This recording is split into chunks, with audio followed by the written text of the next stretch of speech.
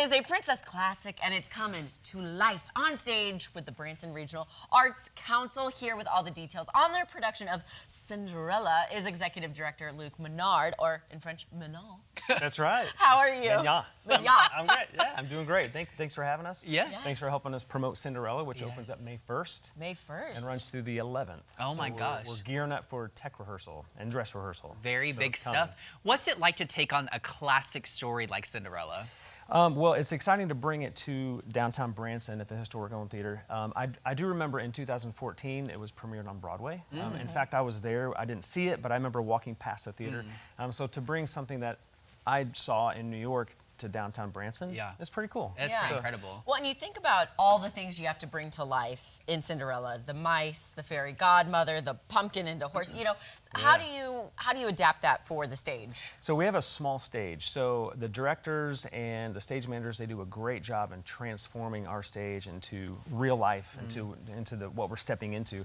So I don't know how it happens. Sometimes I call that the magic of theater. Yeah, Sometimes I don't know how they do it. Like right now, there's not a lot going on the stage, but when we get to dress rehearsal, we're going to be stepping into Cinderella. Yeah. So it's pretty neat to see how that happens. Yeah. How big? I have to assume this is a bigger show. How big is the cast for this? It's just under 30, so I think we're right around 25, 26. So it is a fairly bigger cast compared to our last one. Our last show was Arsenic, and there was only 12 cast members, so it is a lot of a bigger cast members. I feel like that speaks to the variety of shows that you're bringing in. You know, that you're appealing to maybe a smaller, more intimate show versus also kind of a larger ensemble show. Is that, like, how do you go about maybe deciding then what shows to bring in based off size or show or whatever that looks like? Great question. So we do always have to think about ticket sales. I mean, that helps keep us open. Right. Keeps the doors open. The lights on. Yeah, that's right. So the actors love to do plays. They love to do musicals, but the crowds buy the most tickets for musicals. So whenever we have something classic like Cinderella, we know we're going to have a pretty good ticket sales. We did a play our last production was Arsenic and Old Lace, was just a straight play. That's what I was thinking when you said arsenic. I was like, arsenic and Old Lace? That's it, Arsenic and Old Lace, yeah.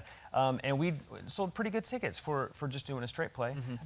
But our next several productions are all going to be musicals, and we know several shows are going to sell out. So that's always a winner to do musicals. And Branson is, known for so many talented performers, but, theater. I feel like it kind of gets overlooked, with maybe some of the bigger acts, the musical acts. So why the significance of local theater? Yeah, great question too. So we have so many performers in Branson that do review shows, which are great. I mean, that's kind of what Branson was founded on. But to have a theater and an outlet for the performers to do book shows, to do musicals, to plays, it's exciting not just for our patrons that are members, but also for the actors. I mean, they love having that outlet to do something other than a review show. Absolutely. That's good. That's good. Okay, so how long will this show run? When does it open? How's all that working? So we open up May 1st. We open up on a Thursday night. We run through Sunday, and then we take a few days off and open up the next weekend, Thursday through Sunday. So we're May 1st through the 11th, basically Thursday through Sunday. Thursday through Sunday. Are our shows. Matinees on Sunday. That's evening shows Thursday through Sunday, and then a Sunday matinee. And then for somebody watching that's like, you know what, I'm getting the itch for my theater bug is itching. For upcoming productions, when do you start the audition process, the casting, and all that? Yeah, so we're getting ready to audition for our productions in the fall. So Cinderella auditioned at the beginning of the year. So we've had this casted for the last almost 3 months. Right. So we're already thinking in advance to the fall, our shows. Our next production is Into the Woods Junior. Oh my gosh. Then we start our summer theater program, which sold out in 2 hours, by the way. Well, that's incredible. That speaks to the work you guys are doing, Yeah, so we have 2 different age groups, 6 through 12, and then we have 13 through 18. That starts the day after school is out. So the first day of summer, we're going to start our summer youth program. Already sold out, which is very exciting. Kind of shows that this has been working in the past. And then in the fall we do Footloose the musical. And that was my first musical. It was? Oh, all right. Yeah, I love Footloose. Well, you're available in the evenings? Come audition. I will. I can't sing, but I can dance. That's I can all bust you a have rug. to do. For Get your boots out. You got this. And then Shrek, the musical. Oh my gosh, that's gonna be one in the fall.